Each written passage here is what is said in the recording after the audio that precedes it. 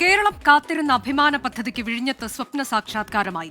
വിഴിഞ്ഞം രാജ്യാന്തര തുറമുഖം പ്രധാനമന്ത്രി നരേന്ദ്രമോദി രാജ്യത്തിന് സമർപ്പിച്ചു. വിഴിഞ്ഞം തുറമുഖം വികസനത്തിന്റെ പുതിയ മാതൃക എന്നാണ് പ്രധാനമന്ത്രി പറഞ്ഞത്.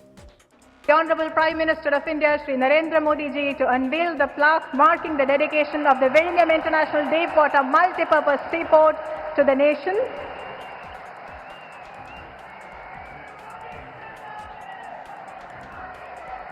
This is not just a new port, but the beginning of a new era that will give Indian trade and logistics a stronger global presence. വികസനത്തിന്റെ മഹാകവാടമാണ് തുറന്നതെന്ന് പറഞ്ഞ മുഖ്യമന്ത്രി LDF സർക്കാരിന്റെ ഇച്ഛാശക്തി ഒന്നുകൊണ്ട് മാത്രമാണ് പദ്ധതി യാഥാർത്ഥ്യമായതെന്ന് പറഞ്ഞു. കണക്ക് നിരത്തിയുള്ള പ്രസംഗം. കേന്ദ്രത്തിനോ ഉമ്മൻചാണ്ടിക്കോ പങ്കില്ലെന്ന് പരോക്ഷമായി ചൂണ്ടിക്കാട്ടി. സ്വാഗത പ്രാസംഗികൻ മന്ത്രി VN വാസവനാകട്ടെ ഒരു പടി കൂടി കടന്ന് തുറമുഖത്തിന്റെ ശില്പി, കാലം കാത്തുവെച്ച കർമ്മയോഗി എന്ന് പിണറായി വിജയനെ വാഴ്ത്തിപ്പാടി. അങ്ങനെ നമ്മൾ ഇതും നേടി. ഇത് കേരളത്തിൻ്റെ ദീർഘകാലമായ സ്വപ്നമാണ്. ആ സ്വപ്ന സാക്ഷാത്കാരത്തിൻ്റെ നിമിഷമാണിത്. 1996 LDF സർക്കാർ രൂപപ്പെടുത്തിയ പദ്ധതിയാണ് ഇവിടെ യാഥാർത്ഥ്യമാവുന്നത്. ഒന്നും രണ്ടും പിണറായി സർക്കാരിൻ്റെ ഇച്ഛാശക്തിയാണ് ഈ തുറമുഖം ഈ പൂർണ്ണതയിലേക്ക് എത്താൻ ഇടവന്നത് എന്ന് എടുത്തു പറയുകയാണ്. കാലം കരുതി വെച്ച കർമ്മയോഗി, ഈ തുറമുഖത്തിന്റെ ശില്പി ശ്രീ പിണറായി വിജയൻ അവറുകളാണ്. അതിനിടെ അപ്രതീക്ഷിതമായ വേദിയിൽ ഇന്ത്യ സഖ്യത്തെ പരിഹസിച്ചുള്ള പ്രധാനമന്ത്രി മോദിയുടെ പ്രസംഗം അപമാനിച്ചെന്ന് ചൂണ്ടിക്കാട്ടി രൂക്ഷ വിമർശനവുമായി പിന്നീട് കോൺഗ്രസിന്റെ മറുപടി. हमारे मुख्यमंत्री जी से भी मैं कहना चाहूंगा, आप तो इंडिया अलायंस के बहुत बड़े मजबूत पिलर है. यहां शशि थरूर भी बैठे हैं और आज का ये इवेंट कई लोगों की नींद हराम कर देगा. പ്രധാനമന്ത്രിയെ പോലുള്ള ഒരാൾ ഇത്ര തരംതാണ പരാമർശങ്ങൾ നടത്തുന്നത് അങ്ങേയറ്റം ഖേദകരമാണ്. ഒരു മന്ത്രിയുടെ പ്രസംഗമെടുത്ത് പ്രധാനമന്ത്രി രാഷ്ട്രീയം പറയാമെന്ന് പറയുന്നത്, ഇന്ത്യ മുന്നണിയെക്കുറിച്ച് ഇത്രയും മോശമായിട്ട്, അതും ഒരു ഏറ്റവും പ്രധാനപ്പെട്ട ഒരു വികസന വേദിയിൽ പ്രൈം മിനിസ്റ്റർ രാഷ്ട്രീയം പറയുമ്പോൾ അവിടെ വെച്ച് തന്നെ ചുട്ട മറുപടി കൊടുക്കേണ്ടതല്ലേ? മുഖ്യമന്ത്രിയല്ലേ, മുഖ്യമന്ത്രിക്ക് മൈക്കെടുക്കാമല്ലോ എപ്പോൾ വേണമെങ്കിലും. അദാനി അവർ പാർട്ട്ണർ എന്ന് മന്ത്രി VN വാസവൻ പറഞ്ഞതിനും നരേന്ദ്രമോദിയുടെ പരിഹാസം. I Hartley welcome respected Gautam Adani, our partner. एक कम्युनिस्ट गवर्नमेंट का मंत्री बोल रहा है प्राइवेट सेक्टर के लिए कि हमारी सरकार का पार्टनर, ये बदलता हुआ भारत है. അതിനിടെ പരിഭാഷകൻ വരുത്തിയ പിഴവിൽ മറ്റൊരു വിവാദം. हमारे मुख्यमंत्री जी से भी मैं कहना चाहूंगा, आप तो इंडिया अलायंस के बहुत बड़े मजबूत पिलर है. यहां शशि थरूर भी बैठे हैं और आज का ये इवेंट कई लोगों की नींद हराम कर देगा. നമ്മുടെ എയർലൈൻസുമായിട്ടുള്ള ബന്ധപ്പെട്ട പ്രശ്നങ്ങൾ, അതുമായി ബന്ധപ്പെട്ട കാര്യങ്ങളിലും ആവശ്യമായ ശ്രദ്ധ നൽകണം. He could not.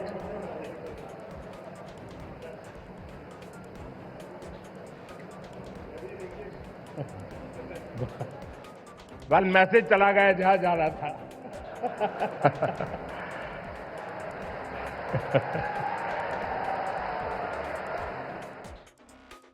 കമ്മീഷനിംഗ് ദിവസവും പദ്ധതിയുടെ ക്രെഡിറ്റിനെ ചൊല്ലി വേദിയിൽ മാത്രമല്ല പുറത്തും ഇന്നും കോൺഗ്രസ് CPIM വാക്പോര് തുടർന്നു. വേദിയിൽ 17 പേർക്ക് ഇരിപ്പിടമുണ്ടായിരുന്നുവെങ്കിലും അസാന്നിധ്യം അറിയിച്ച് പ്രതിപക്ഷ നേതാവിന്റെ ഒഴിഞ്ഞ കസേര. 1 മണിക്കൂറിലും നേരത്തെ എത്തി വേദിയിൽ ഒറ്റയ്ക്കിരുന്ന് പ്രവർത്തകരുടെ മുദ്രാവാക്യം ഏറ്റുവിളിച്ച BJP സംസ്ഥാന അധ്യക്ഷൻ രാജീവ് ചന്ദ്രശേഖർ. കേരളത്തിന്റെ അഭിമാന പദ്ധതിയുടെ കമ്മീഷനിംഗ് ചടങ്ങിനെ രാഷ്ട്രീയ വേദിയാക്കി മാറ്റിയോ എന്നതാണ് ഇന്ന് എൻകൗണ്ടർ പ്രൈം പരിശോധിക്കുന്നത്. എല്ലാ പ്രേക്ഷകർക്കും സ്വാഗതം.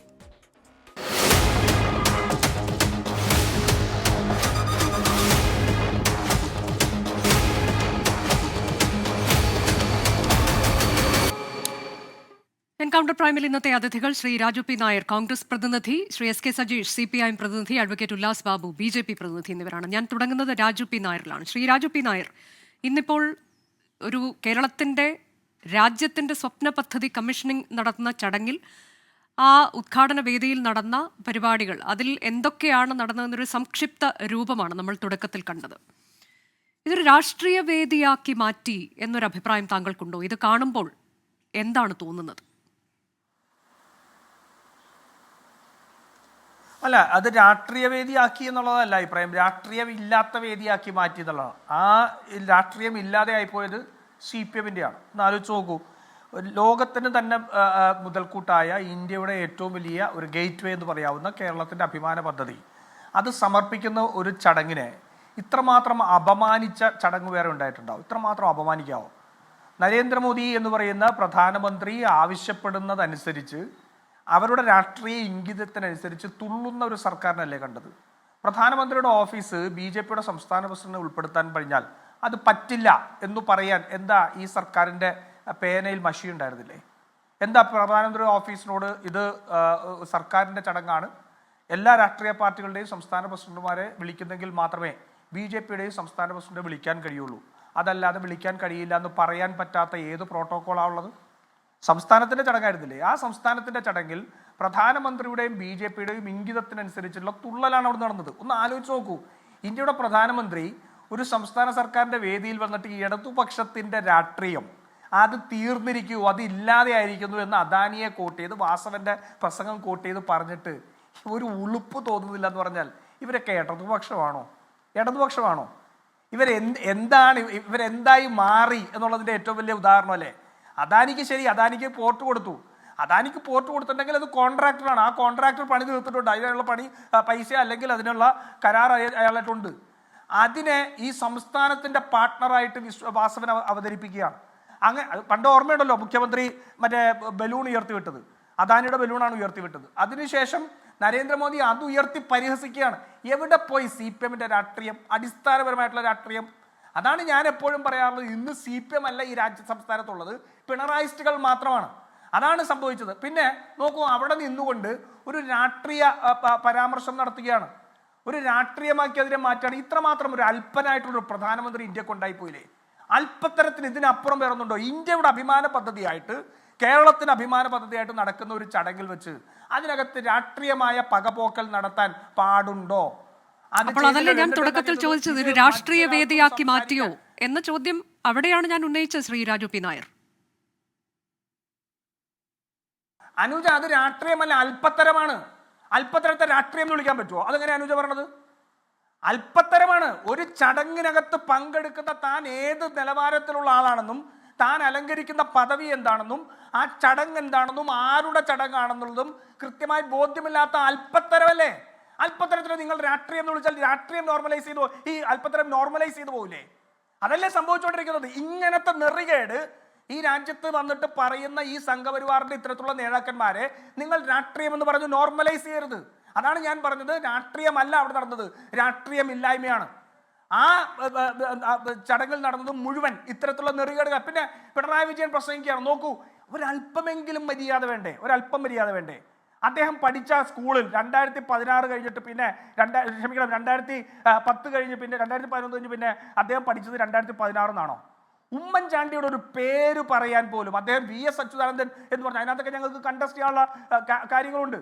പക്ഷെ ആ VS അച്യുതാനന്ദനെ തുടങ്ങി വെച്ചതിന് ശേഷം ഈ പദ്ധതിക്ക് എല്ലാ അനുമതികളും ലഭ്യമാക്കി, ഈ പദ്ധതി യാഥാർത്ഥ്യമാവാനുള്ള എല്ലാ കാര്യങ്ങളും ചെയ്ത് കൗണ്ട് ഡൗൺ വെച്ച് പണി തുടങ്ങിയ ഉമ്മൻചാണ്ടിയുടെ പേര് പറയില്ല എന്ന് പറഞ്ഞാൽ മറ്റൊരൽപ്പനല്ലേ ഇപ്പുറത്തുള്ളത്? രണ്ടൽപ്പന്മാർ കൂടി ചേർന്നുകൊണ്ട് ഇന്ന് ഈ രാജ്യത്തിൻ്റെ ഈ സംസ്ഥാനത്തിൻ്റെയും അഭിമാനത്തെ കെട്ടുകെട്ടി മേളിലേക്ക് അയച്ച ചടങ്ങല്ലേ കണ്ടത്. മറ്റൊന്നും ഞാൻ പറയുന്നില്ല. രാജീവ് ചന്ദ്രശേഖരൻ അവിടെ വന്നിരിക്കുമ്പോൾ കരയാൻ മാത്രം റിയാസും അതപ്പതിച്ചു പോവുകയല്ലേ? ആര് പറഞ്ഞിട്ട്? ഈ അമ്മായി അച്ഛൻ പോട്ടെ, ഞാനൊക്കെ പറയും, ക്ഷമിക്കണം, മുഖ്യമന്ത്രി എന്ന് പറയുന്ന പിണറായി വിജയൻ പ്രധാനമന്ത്രിയുടെ ഓഫീസിനോട് പറയാണ് സംസ്ഥാന സർക്കാർ നടത്തുന്ന പരിപാടിയാണ്, അവിടെ ആരൊക്കെ വേണം എന്നുള്ളത് നിങ്ങൾക്ക് പറയാനുള്ളത് പറയാം, പക്ഷേ മാനദണ്ഡങ്ങളിൽ പെടാത്ത ഒരാളെ കൊണ്ടുവന്നിരുത്താൻ ഞങ്ങൾ അനുവദിക്കില്ല എന്ന് പറഞ്ഞാൽ പ്രധാനമന്ത്രി ഉദ്ഘാടനം ചെയ്യാൻ മതില്ലെങ്കിൽ വേണ്ടതേ? എന്താ പിണറായി വിജയൻ ഉദ്ഘാടനം ചെയ്താൽ, മുഖ്യമന്ത്രിക്ക് ഉദ്ഘാടനം ചെയ്താൽ എന്ത് സംഭവിക്കും? നരേന്ദ്രമോദിയുടെ ഫണ്ട് കൊണ്ടല്ലല്ലോ ഇത് ചെയ്തിരിക്കുന്നത്. അപ്പോൾ അത്രമാത്രം രാഷ്ട്രീയമായ അടിമത്തത്തിലേക്ക് പിണറായി വിജയൻ പോയി. ഇതിനപ്പുറത്തേക്ക് വല്ല ഇതുണ്ടോ? എന്ത് സംഘപരിവാർ വിരുദ്ധ ഫൈറ്റ്, എന്ത് സംഘപരിവാർ RSS BJP വിരുദ്ധ ഫൈറ്റാ പിണറായി വിജയൻ പറയുന്നത്? ഇത് നേരെ ആ തമിഴ്നാട്ടിൽ പോയി സ്റ്റാലിനോടോ കർണാടകയിലെ സിദ്ധരാമയ്യോട് പറഞ്ഞാൽ നരേന്ദ്രമോദി അവിടെ വരുമോ? ഉദ്ഘാടനം ചെയ്യാൻ വരുമോ നരേന്ദ്രമോദി? ഇല്ല. അതാണ് പോരാട്ടം എന്ന് പറയുന്നത്. ഇത് പൊറോട്ടയാണ്. ഇവർ പണ്ട് എഴുതി വെച്ചോണ്ടല്ലോ, ഇത് പോരാട്ടമല്ല, ഇത് പൊറോട്ട തിന്നണ പരിപാടിയാണ്. അവിടെ പോയിരുന്ന് പൊറോട്ടയും പുട്ടും കടലയും തിന്നതിന്റെ ബാക്കിയാണ് ഈ കണ്ടുകൊണ്ടിരിക്കുന്നത്. ഇത്രമാത്രം അധപ്പതിച്ച ഈ രണ്ട് പാർട്ടിയെയും രണ്ട് നേതാക്കന്മാരെയും കേരളത്തിന് മുമ്പിൽ തുറന്നു കാണിച്ച ചടങ്ങാണ് ഇന്ന് വിഴിഞ്ഞത്ത് നടന്നത്. അങ്ങനെയാണോ ശ്രീ എസ് കെ സതീഷ്? അങ്ങനെ തുറന്നു കാട്ടപ്പെട്ട രണ്ട് പാർട്ടികളും എന്താണ് ചെയ്തുകൊണ്ടിരിക്കുന്നത് എന്നത് തുറന്നു കാട്ടപ്പെട്ട ഒരു വേദിയാണ് എന്നതാണ് കോൺഗ്രസിന്റെ പ്രതിനിധി രാജു പി നായർ പറയുന്നത്. അദ്ദേഹം വ്യക്തമാക്കുന്നത് ഇത് രാഷ്ട്രീയ വേദിയാക്കി മാറ്റി എന്നതുപോലും തള്ളിക്കളഞ്ഞുകൊണ്ട് ഒരല്പത്തരമാണ് അവിടെ കാണിച്ചു കൂട്ടിയത് എന്ന് പറയുകയാണ്. ശ്രീ എസ് കെ സതീഷ്, എന്തുകൊണ്ടാണ് ഇത്തരത്തിലേക്ക് സംഭവവികാസങ്ങൾ അവിടെ ഉണ്ടാകുന്നത്? ഇപ്പോൾ പ്രതിപക്ഷ നേതാവിന്റെ ഒരു കസേര ഇവിടെ ഒഴിഞ്ഞു കിടപ്പുണ്ട്. പ്രതിപക്ഷ നേതാവ് എന്തുകൊണ്ട് പോയില്ല? നമുക്കത് ചോദിക്കാം രാജു പി നായരോട്. കഴിഞ്ഞ ദിവസവും ഇന്ന് രാവിലെയും ഒക്കെ പ്രതിപക്ഷ നേതാവ് അതിന് വിശദീകരണം നൽകുന്നുണ്ടായിരുന്നു. നമുക്കത് ചോദിക്കാം ഒന്നുകൂടി. പക്ഷേ അവിടെ ഒരു കസേര ഒഴിഞ്ഞു കിടക്കുമ്പോഴും ഈ BJPയുടെ സംസ്ഥാന അധ്യക്ഷൻ എന്തുകൊണ്ട് എങ്ങനെ അവിടെ എത്തി? അദ്ദേഹം കാണിച്ചു കൂട്ടിയതൊക്കെ നമ്മൾ കണ്ടതാണ്. അപ്പോൾ ഇത്തരം കുറേ കാര്യങ്ങൾ, പിന്നീട് പ്രധാനമന്ത്രി പറയുന്ന ചില കാര്യങ്ങൾ, ഇതൊക്കെ എന്തുകൊണ്ടാണ് ഇങ്ങനെ ഒരു വേദിയിൽ ഇത്തരം കാര്യങ്ങൾ സംഭവിക്കുന്നത്? എന്തുകൊണ്ടാണ് ശ്രീ എസ് കെ സതീഷ്? ഒന്ന്, ശ്രീ രാജു പി നായരുടെ സംസാരം അദ്ദേഹത്തിൻ്റെ കുറേ അല്പത്തരങ്ങൾ വിളിച്ചു പറയുന്നത് മാത്രമാണ്. ഒന്ന്, അദ്ദേഹം BJP CPM ബന്ധം എന്നൊക്കെ ശ്രീ KC വേണുഗോപാലിൻ്റെ ഇന്നത്തെ പ്രസ്താവന കേട്ടിട്ടായിരിക്കും ഇവിടെ വന്ന് വിളിച്ചു പറയുന്നത്.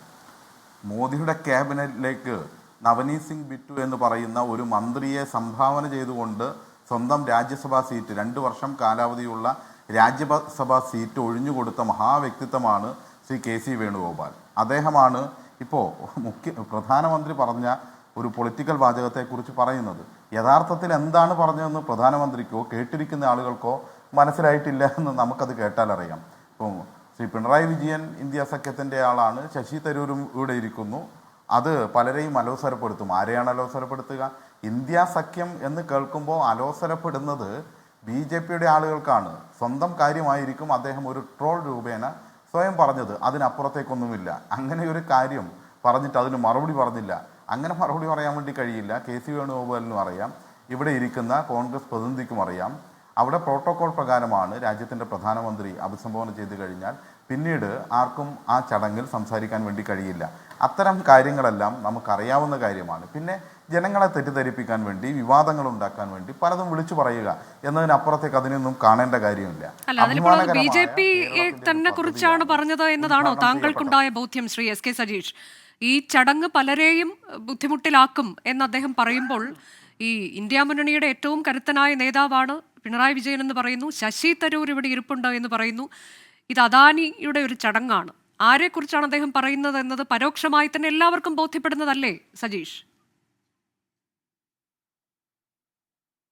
ഒരു കാര്യം, ഇന്ത്യയുടെ പ്രധാനമന്ത്രി എന്നുള്ള നിലയിൽ ശ്രീ നരേന്ദ്രമോദിയുടെ വാക്കുകൾ, ആ വാക്കുകൾക്ക് ചില അർത്ഥമില്ലാത്ത പ്രയോഗങ്ങൾ എന്നതിനപ്പുറത്തേക്ക് അതിനെ നാം കൈകാര്യം ചെയ്യേണ്ട കാര്യമില്ല.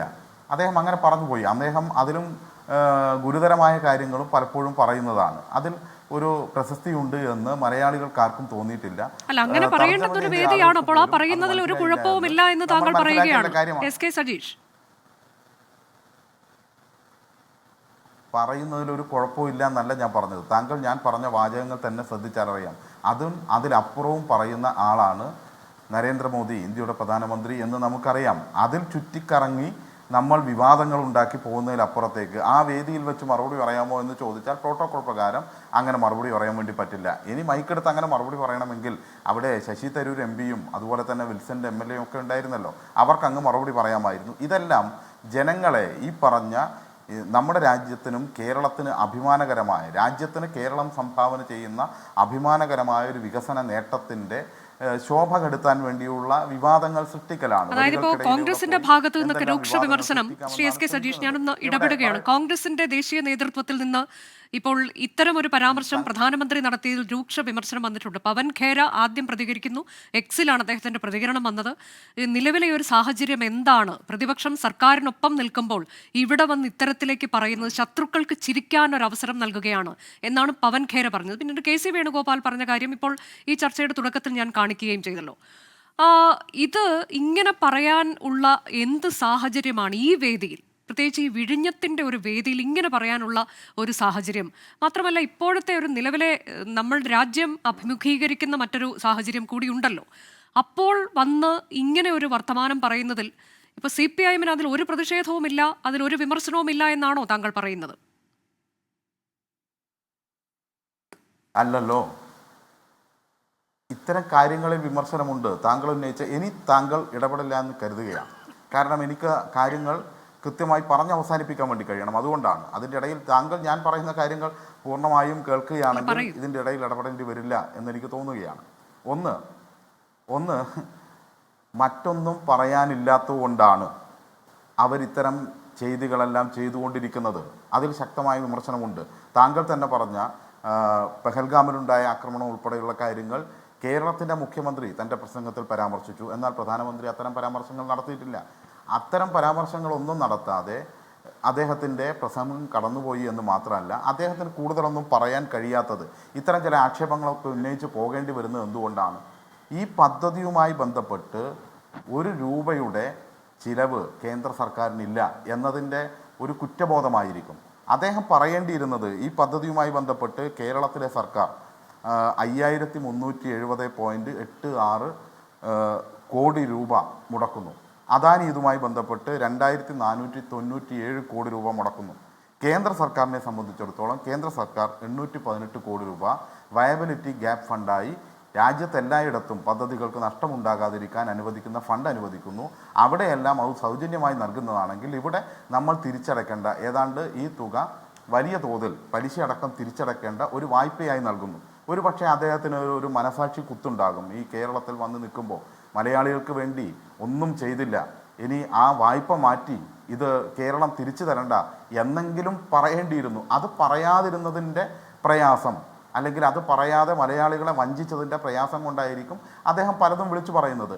ആ വിളിച്ചു പറയലിലേക്ക് നമ്മൾ പോകേണ്ട കാര്യമില്ല. നമ്മളെ സംബന്ധിച്ചിടത്തോളം കേരളത്തിലെ ഒരു ഇച്ഛാശക്തിയുടെ പ്രതീകമായി കഴിഞ്ഞ 9 വർഷക്കാലമായി എല്ലാ പ്രതിസന്ധികളെയും അതിജീവിച്ചുകൊണ്ട് ഇനി ഒരു പക്ഷേ വേണമെങ്കിൽ 2045 പൂർത്തീകരിക്കാൻ കഴിയുന്ന, നേരത്തെയുള്ള കരാർ പ്രകാരം കഴിയുന്ന ഒരു പദ്ധതി ഇപ്പോൾ തന്നെ നമുക്ക് കമ്മീഷൻ ചെയ്യാൻ വേണ്ടി കഴിയുന്നു എന്ന അഭിമാനകരമായ സാഹചര്യത്തിലേക്ക് നമ്മൾ പോവുകയാണ്. പല പ്രതിസന്ധികളെയും മറികടന്നുകൊണ്ടാണ് നാം പോകുന്നത്. ഇപ്പോൾ തന്നെ 250-ലധികം പ്രധാനപ്പെട്ട കപ്പലുകൾ ഈ തീരമണഞ്ഞു കഴിഞ്ഞു. ഇതെല്ലാം നമ്മുടെ നേട്ടമാണ്. ആ നേട്ടത്തെ അവർക്ക് മറ്റൊരു രീതിയിലും കാണാൻ വേണ്ടി കഴിയുന്നില്ല.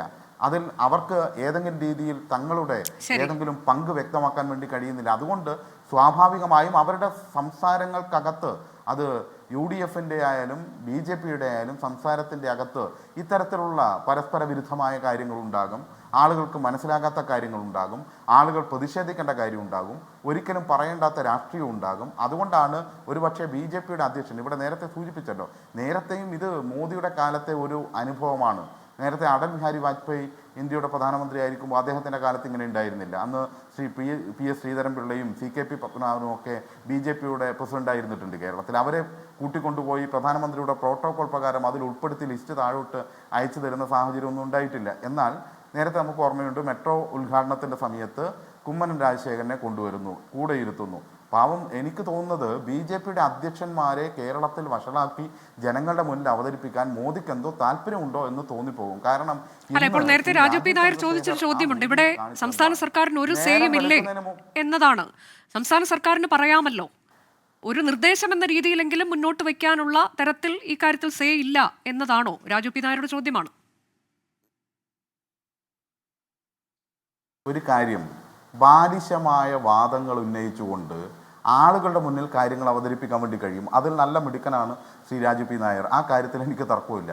പ്രധാനമന്ത്രിയുടെ പരിപാടി തീരുമാനിക്കുന്നത് പ്രധാനമന്ത്രിയുടെ ഓഫീസാണ്. നമുക്ക് അതിന് ആവശ്യമായ നിർദ്ദേശങ്ങൾ നമുക്ക് സമർപ്പിക്കാം. അങ്ങനെ സമർപ്പിച്ച കൂട്ടത്തിൽ ഉള്ള പേരല്ല ഇത്. അങ്ങനെ സമർപ്പിച്ച കൂട്ടത്തിൽ ഈ പേരില്ല. ആ പേര് കേരളത്തിലെ സർക്കാർ ഒട്ട് സമർപ്പിക്കുകയില്ല. പിന്നീട് അവിടുന്ന് പ്രധാനമന്ത്രി ശരി, അവിടുന്ന് വന്ന പേരാണ് രാജീവ് ചന്ദ്രശേഖരന്റേത്. പക്ഷേ ഇവിടുന്ന് സമർപ്പിച്ച കൂട്ടത്തിൽ പ്രതിപക്ഷ നേതാവിന്റെ പേരുണ്ടായിരുന്നു അല്ല എസ് കെ സജീഷ്? ഇവിടുന്ന് സമർപ്പിച്ച കൂട്ടത്തിൽ പ്രതിപക്ഷ നേതാവിന്റെ പേരുണ്ടായിരുന്നു അല്ലേ?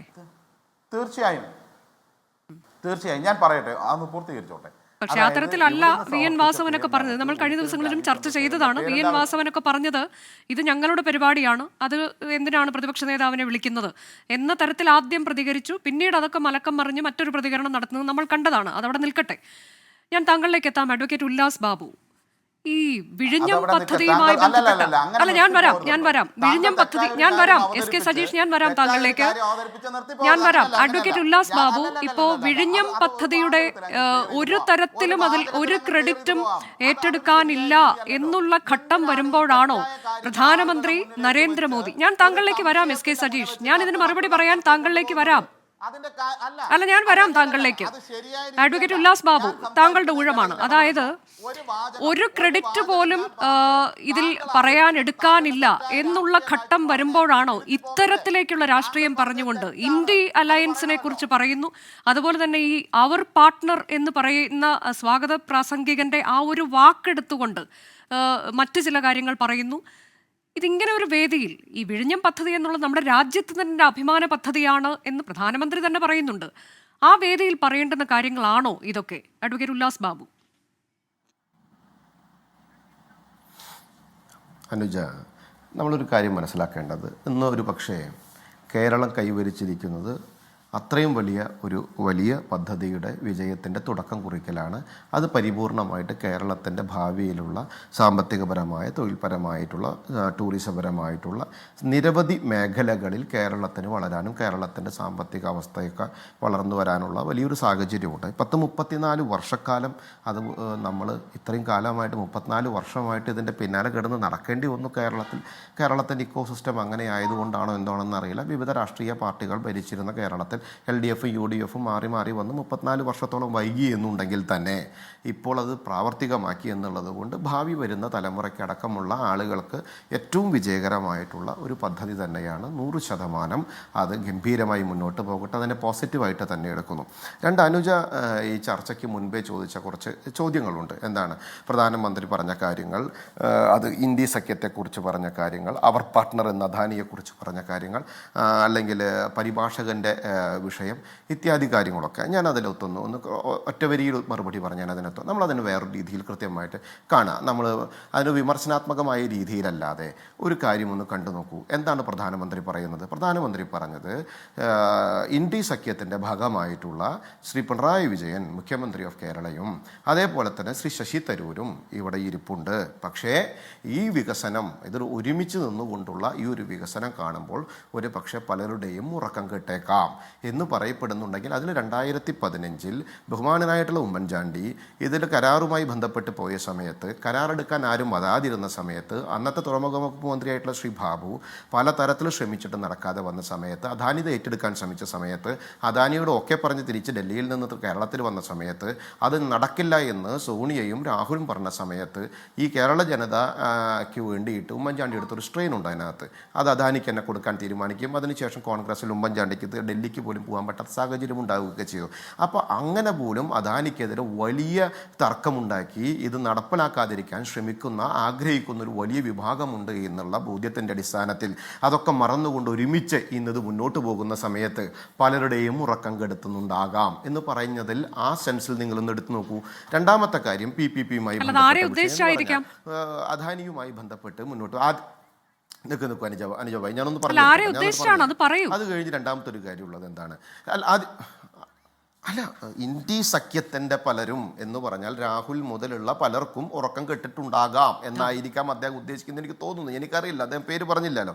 ഞാനും കേട്ടില്ല, അനുജയും കേട്ടില്ല, എനിക്ക് തോന്നുന്നു എന്നുള്ളതാണ് ഞാൻ പറഞ്ഞത്. അത് ഇന്ത്യ സഖ്യത്തിൻ്റെ നേതാക്കന്മാർ അവരൊക്കെയാണല്ലോ. രണ്ടാമത്തെ കാര്യം, ഈ ആദ്യം ഇവർ PPP സിസ്റ്റം ആയിരുന്നില്ല, ലാൻഡ് ലോഡ് സിസ്റ്റത്തിൽ കാര്യങ്ങൾ നടക്കുമോ എന്നായിരുന്നു ഇടതുപക്ഷത്തിൽ. അതെ, അപ്പോൾ അതിവിടെ ഇന്ത്യ സഖ്യത്തിന്റെ പേരെടുത്ത് പറഞ്ഞുകൊണ്ടൊക്കെ ഇത് പറയേണ്ടുന്ന ഒരു വേദിയാണോ എന്നുള്ളതാണ് ഞാൻ ചോദിക്കുന്നത്. ഇപ്പൊ അതൊരു രാഷ്ട്രീയ റാലിയാണ്, ഒരു തെരഞ്ഞെടുപ്പ് റാലിയാണ് എന്നുണ്ടെങ്കിൽ നമുക്ക് മനസ്സിലാക്കാം അഡ്വക്കേറ്റ് ഉല്ലാസ് ബാബു. പക്ഷെ ഇത് ഏത് വേദിയാണ്?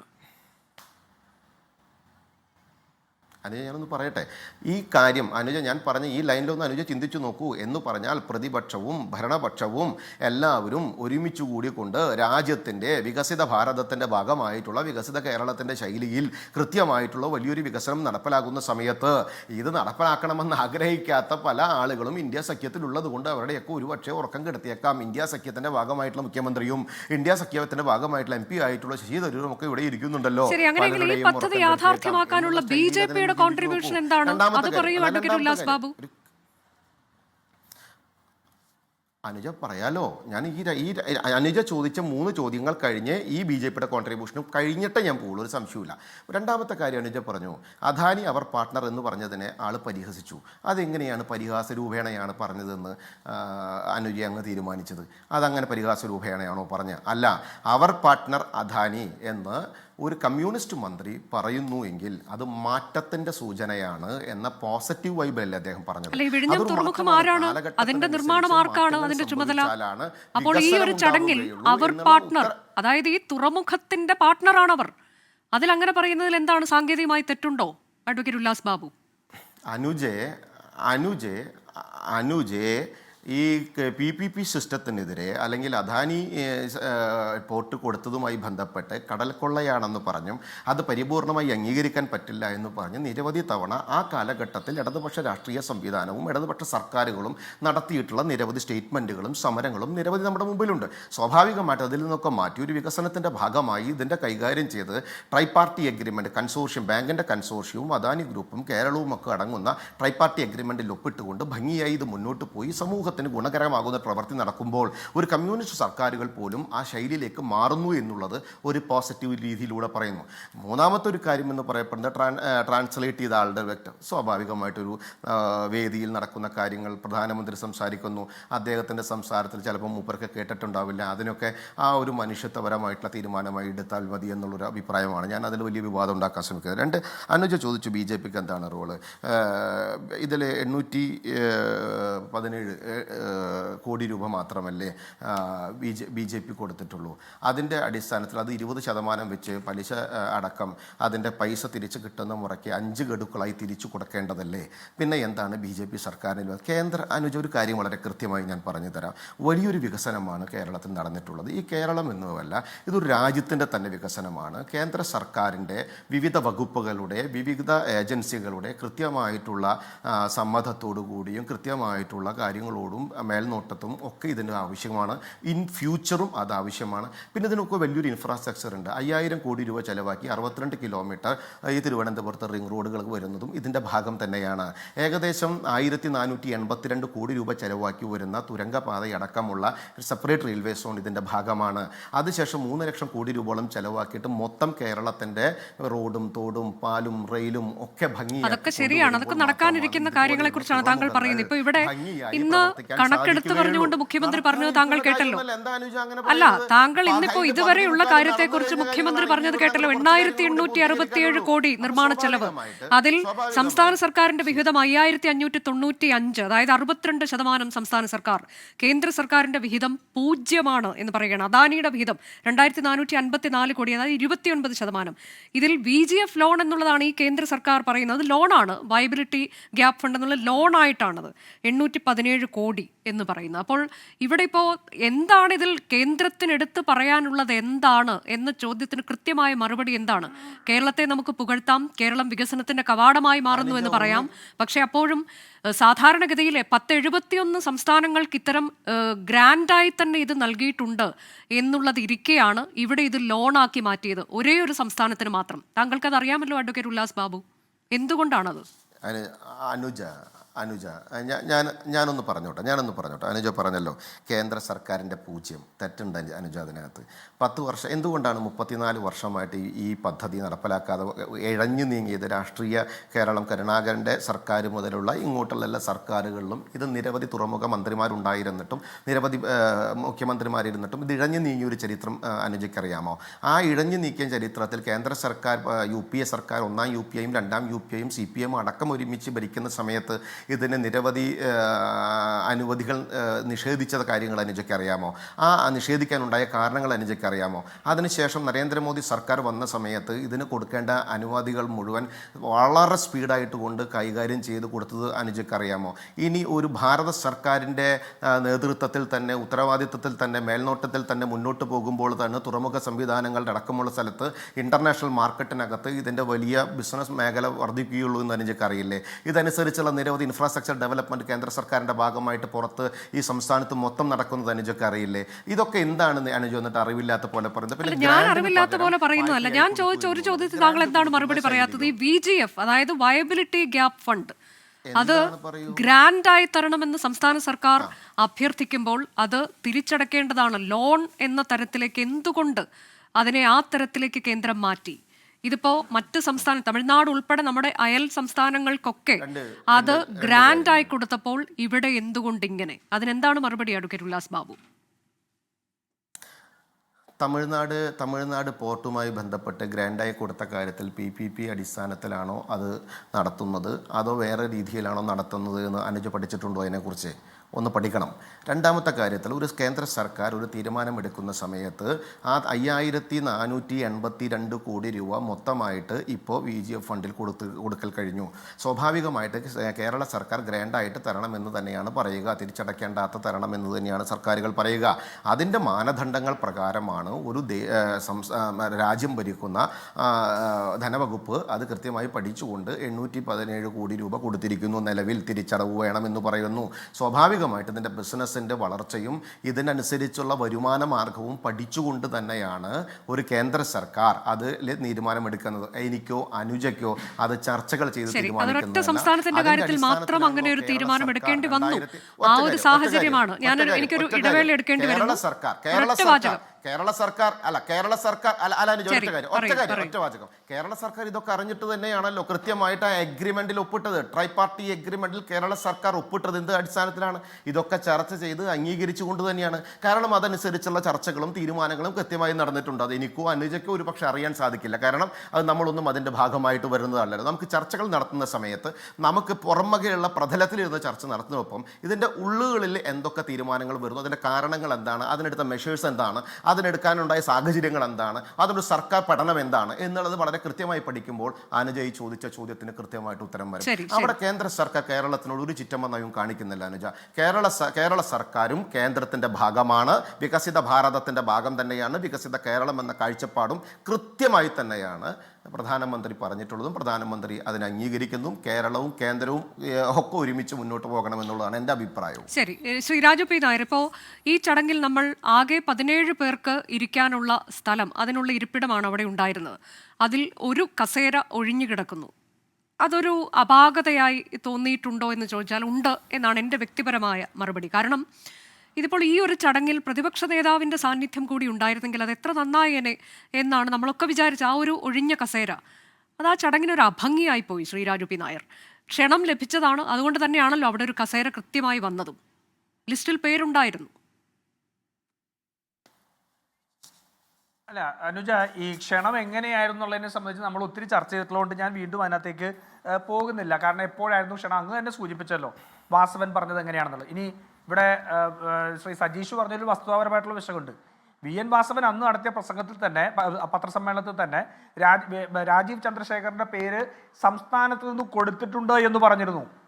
സംസ്ഥാനത്ത് നിന്ന് കൊടുത്ത ലിസ്റ്റിൽ രാജീവ് ചന്ദ്രശേഖറിന്റെ പേര് കൊടുത്തിരുന്നു എന്ന് പറഞ്ഞു. പത്രക്കാർ ചോദിച്ചപ്പോൾ അത് അവിടെ നിന്ന് നിർദ്ദേശിച്ചതാണ് എന്ന് പറയുകയും ചെയ്തു. ഇല്ലേ? ഒന്ന് ആലോചിച്ച് നോക്കും. ഇവിടെ കൊച്ചി മെട്രോയെ കുറിച്ച് പറഞ്ഞല്ലോ. കൊച്ചി മെട്രോയുടെ ഉദ്ഘാടനത്തിൽ അന്ന് BJPയുടെ സംസ്ഥാന പ്രസിഡന്റ് കുമ്മനം രാജശേഖരൻ കയറി. കുമ്മനം രാജശേഖരൻ കയറിയപ്പോൾ അന്ന് പിണറായി വിജയൻ നടത്തിയ പ്രസ്താവന എന്താ? ഞാൻ അറിഞ്ഞില്ല, പ്രധാനമന്ത്രി കയറിയപ്പോൾ അവരുടെ കൂടെ കുമ്മനം രാജശേഖരനും കയറി എന്നല്ലേ ഈ നാടിനോട് കള്ളം പറഞ്ഞത്? അല്ലേ? ഈ നാടിനോട് കള്ളം പറഞ്ഞ അങ്ങനെയല്ലേ? ആ പിണറായി വിജയന്റെ സർക്കാർ ഇന്ന് വിഴിഞ്ഞം ഉദ്ഘാടനം ചെയ്യുമ്പോൾ എന്തുകൊണ്ട് രാജീവ് ചന്ദ്രശേഖർ നേരത്തെ വരുന്നത് നേരത്തെ അറിഞ്ഞുകൊണ്ട് അദ്ദേഹത്തെ അതിനകത്ത് പെടുത്തി? ചോദ്യമല്ലേ? കൊച്ചി മെട്രോയുടെ അങ്ങ് നിങ്ങളുടെ ആർക്കൈവ്സിലുണ്ടെങ്കിൽ അതിന്റെ കമന്റ് എടുത്ത് നോക്കുക. പിണറായി വിജയൻ പറഞ്ഞത് ഞാൻ അറിഞ്ഞില്ല, ഇവർ കയറിയപ്പോൾ അതിന്റെ കൂടെ കയറി എന്നാണ് പറഞ്ഞത്. അങ്ങനെയാണ് കുമ്മനടി എന്നുള്ള പേര് പോലും വന്നത്. അല്ലേ? അപ്പോൾ നിലപാടില്ലായ്മയാണ്. നോക്കൂ, ഇവിടെ സജീഷ് പറയുകയാണ് അദ്ദേഹത്തിന് ഹിന്ദി മനസ്സിലായില്ല. ഞങ്ങൾക്കെല്ലാം ഹിന്ദി ശരിവെക്കുന്നത് ഞങ്ങൾക്കെല്ലാം മനസ്സിലായി. അല്ല അല്ല, അതിനുശേഷം ഇങ്ങനെ ഒരു പ്രയോഗം ഉണ്ടായത് നമുക്കൊക്കെ അറിയാവുന്ന കാര്യമാണല്ലോ. ആ പ്രയോഗം ശരിയാണോ എന്നല്ല ഞാൻ പറയുന്നത്. ഇങ്ങനെ ഒരു പ്രയോഗം ഉണ്ടാകുന്നതിന്റെ ഉത്ഭവം അവിടെയാണല്ലോ. അതിനുശേഷം വന്ന ആ പ്രയോഗമാണെന്നാണ് ഞാൻ പറഞ്ഞത്. ശ്രീ രാജു പി നായർ, താങ്കൾക്ക് തുടരാം. മോശമാണ് അനുജ അങ്ങനെയുള്ള ശൈലിയൊക്കെ. അല്ല, ഇതിപ്പോ ചന്ദ്രനടി എന്ന് പോലും ആയിട്ടുണ്ട്. ഇപ്പൊ ചന്ദ്രനടി എന്ന് പുതിയ വാക്യവും വന്നിട്ടുണ്ട്. അപ്പൊ അതവിടെ നിൽക്കട്ടെ. രണ്ടാമത്തെ കാര്യം, ശ്രീ സജീഷ് സൂചിപ്പിച്ച ഒരു കാര്യമാണ്. രാജ്യസഭാ സീറ്റ് കൊടുത്തിട്ട് അവിടെ ഇതുണ്ടാക്കിയത്, രാജ്യസഭാ സീറ്റ് കൊടുത്തിട്ട് ഇതുണ്ടാക്കിയെന്ന് പറഞ്ഞു. ആലപ്പുഴയിൽ KC വേണുഗോപാൽ മത്സരിച്ചത് കൊണ്ടാണ് ശോഭാ സുരേന്ദ്രൻ MP ആവാതെ പോയത്, ഇല്ലേ? AM രാരിഫിന് ലഭിച്ചിരുന്ന കഴിഞ്ഞ തവണ തെരഞ്ഞെടുപ്പിൽ ലഭിച്ച വോട്ടിന്റെ 1,05,000 വോട്ട് കുറഞ്ഞു. അത് നേരെ പോയത് ശോഭാ സുരേന്ദ്രനാണ്.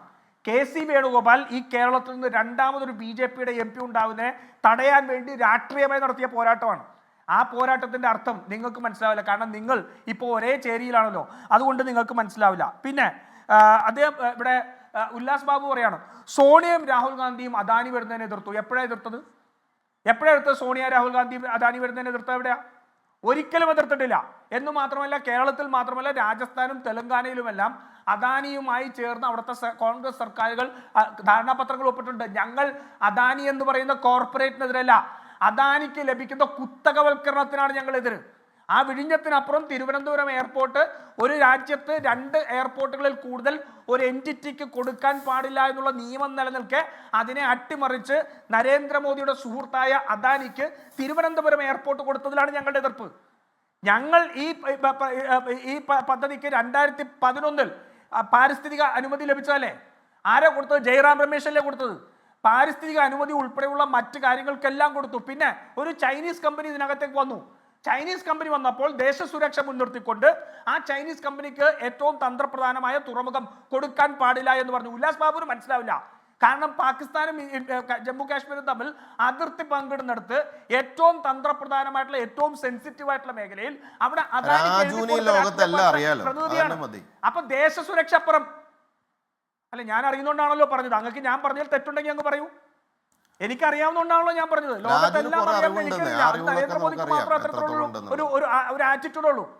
പക്ഷേ പാകിസ്ഥാനും കാശ്മീരും തമ്മിൽ അതിർത്തി പങ്കിടുന്ന സ്ഥലത്ത് ഏറ്റവും തന്ത്രപ്രധാന മേഖലയിൽ സൈന്യത്തിന്റെ നിർദ്ദേശം മറികടന്ന്, സൈന്യത്തിന്റെ എതിർപ്പ് മറികടന്ന്, പറയട്ടെ, സൈന്യത്തിന്റെ എതിർപ്പ് മറികടന്ന് അദാനിക്ക് സ്ഥലം നൽകിയോ? ഉല്ലാസ് ബാബു ഉണ്ടോ ഇല്ലേന്ന് പറ.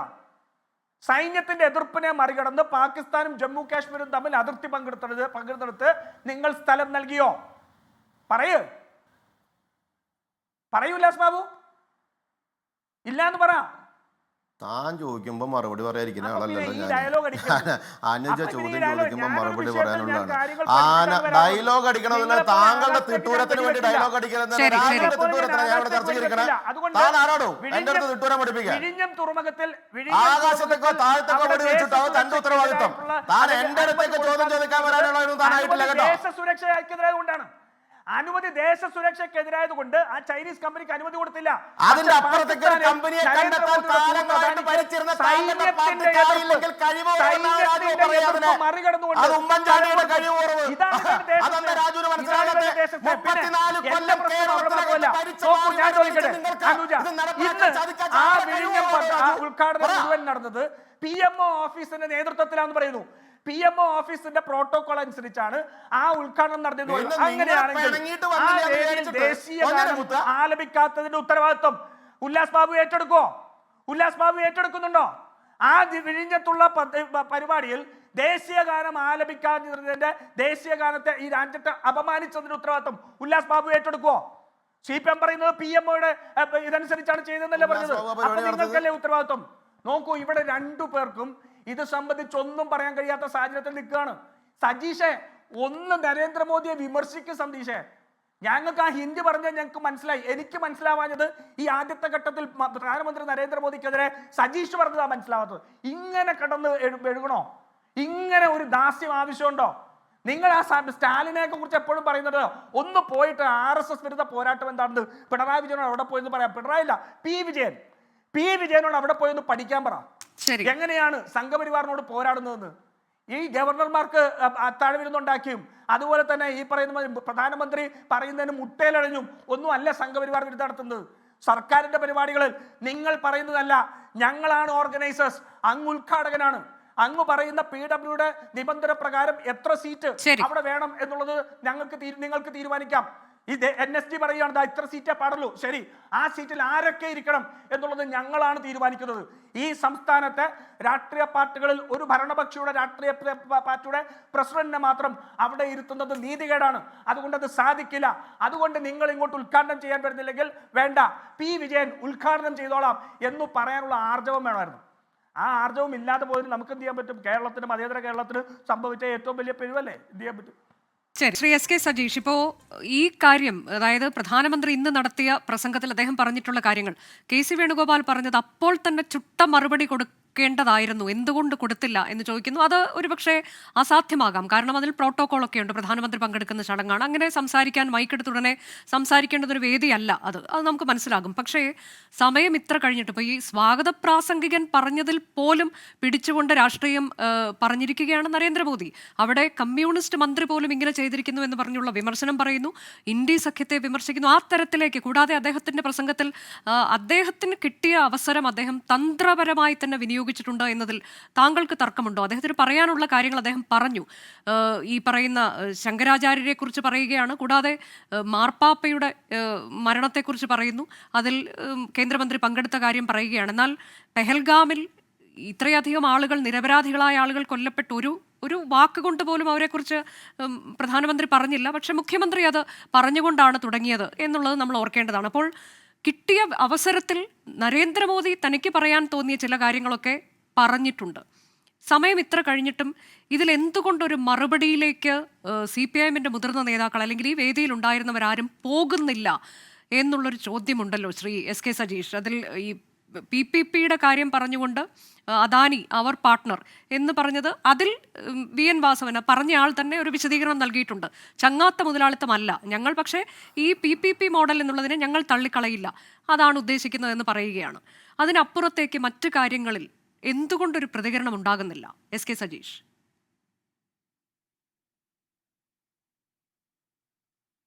ഒന്ന് രണ്ട് കാര്യം സൂചിപ്പിച്ചു പോകേണ്ടതുണ്ട്. ഒന്ന്, ശ്രീ നരേന്ദ്രമോദി ഇവിടെ കുറേ കാര്യങ്ങൾ പരാമർശിച്ചു എന്നൊക്കെ പറയുമ്പോൾ അവർക്ക് മറ്റൊന്നും പറയാനില്ലായിരുന്നു എന്നതായിരുന്നു ഏറ്റവും പ്രധാനപ്പെട്ട കാര്യം. കേരളത്തിൻ്റെ മുഖ്യമന്ത്രി ശ്രീ പിണറായി വിജയൻ പറഞ്ഞ കാര്യങ്ങൾ നല്ല ക്ലിസ്റ്റർ ക്ലാരിറ്റിയോടുകൂടിയാണ്. ഇതിനകത്ത് ഇപ്പോഴും താങ്കൾ ചോദിച്ച ചോദ്യം, ഞാനൊന്ന് ഇടപെടുന്നതുകൊണ്ട് താങ്കൾ ക്ഷമിക്കണം, ഈ മറ്റൊന്നും പറയാനില്ലാത്ത ആളുകളെ എന്തിനാണ് അങ്ങനെയെങ്കിലും ഇങ്ങോട്ട് വിളിക്കുന്നതെന്ന ചോദ്യം രാജു P. നായർ ചോദിക്കുന്നു. മറ്റൊന്ന്, ഈ ഇങ്ങനെ മറ്റൊന്നും പറയാനില്ലെങ്കിൽ ഇത്തരം രാഷ്ട്രീയം പറഞ്ഞ് മലീമസമാക്കേണ്ടുന്ന വേദിയാണോ ഇത്? ഞാൻ അല്ല, അങ്ങനെയാണെങ്കിൽ താങ്കൾ പറഞ്ഞോളൂ. അല്ല, താങ്കൾ പറയൂ. ഒരു കാര്യം, ഒരു വാചകമെങ്കിലും കംപ്ലീറ്റ് ചെയ്യാൻ അനുവദിക്കാതെ ഇടപെടരുത്. അത് ഞാൻ നിർബന്ധമായും പറയുന്നതാണ്. ഈ ചർച്ചയിൽ എനിക്ക് ഇരിക്കണമെങ്കിൽ ഒരു വാചകം ചെയ്യാൻ കഴിയുന്നതിന് മുമ്പ് ഇടപെടരുത്. താങ്കൾക്ക് താങ്കളുടേതായ വികാര പ്രകടനങ്ങൾ ഉണ്ടാകാം, അത് താങ്കളുടെ അവസരത്തിൽ പറയുക. എനിക്ക് 3-4 കാര്യങ്ങൾ ഈ ചർച്ചയിൽ എന്നെ കേൾക്കുന്ന ജനങ്ങളോട് പറയാനുണ്ട്. അതിനുള്ള അവസരം തരണമെന്ന് ഞാൻ നിങ്ങളോട് ആദ്യമേ സൂചിപ്പിക്കുകയാണ്. ഒന്ന്, ഇവിടെ മുഖ്യമന്ത്രി വളരെ കൃത്യമായി കാര്യങ്ങൾ പറഞ്ഞു. ഈ പദ്ധതിയുടെ നാൾവഴികളെക്കുറിച്ച് പറഞ്ഞു, ഈ പദ്ധതിയുമായി ബന്ധപ്പെട്ട് കേരള സർക്കാരിൻ്റെ ഇടപെടലുകളെക്കുറിച്ച് പറഞ്ഞു, ഫണ്ട് വിനിയോഗത്തെക്കുറിച്ച്. ഭൂരിഭാഗവും ഫണ്ട്, ഞാൻ നേരത്തെ പറഞ്ഞുകൊണ്ട് ആവർത്തിക്കുന്നില്ല, ഭൂരിഭാഗവും ഫണ്ട് കേരളത്തിലെ സർക്കാരാണ് ചെലവഴിച്ചതെന്ന് പറഞ്ഞു. അതിൽ വയബിലിറ്റി ഗ്യാപ്പ് ഫണ്ട് എന്ന പേരിൽ താങ്കൾ നേരത്തെ ചോദിച്ച പോലെ തന്നെ ഇവിടെ ഗ്രാൻഡായി മറ്റ് 70 സംസ്ഥാനങ്ങൾക്ക് അനുവദിക്കുമ്പോൾ നമുക്ക് ലോണായി കടമായി തരുന്നു. അത് വേറെ ഏതെങ്കിലും ബാങ്ക് തന്നാൽ അതും അതുപോലെ തന്നെയാണ് തിരിച്ചടക്കേണ്ടത്. അത് മാത്രം തന്നിട്ട് മറ്റൊന്നും പറയാനില്ലാതെ കുറേ വർത്തമാനങ്ങൾ പറഞ്ഞു പോകുന്നു. അതിൻ്റെ കൂട്ടത്തിൽ രാജീവ് ചന്ദ്രശേഖർ എന്ന് പറയുന്ന BJPയുടെ സംസ്ഥാന പ്രസിഡന്റ് വേദിയിൽ കയറി മുദ്രാവാക്യം വിളിക്കുന്നത് പോലെയുള്ള അങ്ങേയറ്റത്തെ അല്പത്തരത്തിനും സാക്ഷിയായി എന്നതിനപ്പുറത്തേക്ക് ഒരു പൊളിറ്റിക്കൽ കാര്യവും ഇതിനകത്ത് ഇല്ല എന്ന് നാം കാണേണ്ടതുണ്ട്. പിന്നെ മറ്റു ചില കാര്യങ്ങൾ കൂടി നേരത്തെ ഇവിടെ സൂചിപ്പിച്ചു പോയത് പറയേണ്ടതുണ്ട്. ഒന്ന്, ഇവിടെ സൂചിപ്പിക്കുകയുണ്ടായി, അതായത് അവർ പാർട്ട്ണർ എന്ന് വിശേഷിപ്പിച്ചു. തുറമുഖ വകുപ്പ് മന്ത്രി ഈ പദ്ധതിക്കകത്തുള്ള പാർട്ട്ണർ തന്നെയാണ് അദാനി എന്നുള്ള കാര്യത്തിൽ തർക്കമില്ല. അതുകൊണ്ടാണല്ലോ അദാനി ഈ പറഞ്ഞ 2497 കോടി രൂപ ചെലവഴിച്ചിട്ടുണ്ട് എന്ന് പറയുന്നത്. അപ്പുറത്ത് ഈ 3 ട്രൈ പാർട്ടി അഗ്രിമെൻറ്റിൽ ഒരു പാർട്ട്ണറാണ് അദാനി എന്ന കാര്യത്തിൽ തുറമുഖ മന്ത്രിയെ സംബന്ധിച്ചിടത്തോളം തർക്കമില്ല. മറ്റൊന്ന്, ഇവിടെ മറ്റു വിമർശനമാണെങ്കിൽ 1957 EMS ഗവൺമെൻറ്, ആ ഗവൺമെൻറ് കാലത്ത് ബിർളയെ കൊണ്ടുവന്ന് മാവൂർ ഗോളിയോ റൈൻസ് ഈ കേരളത്തിൽ ആരംഭിച്ചിട്ടുണ്ട്.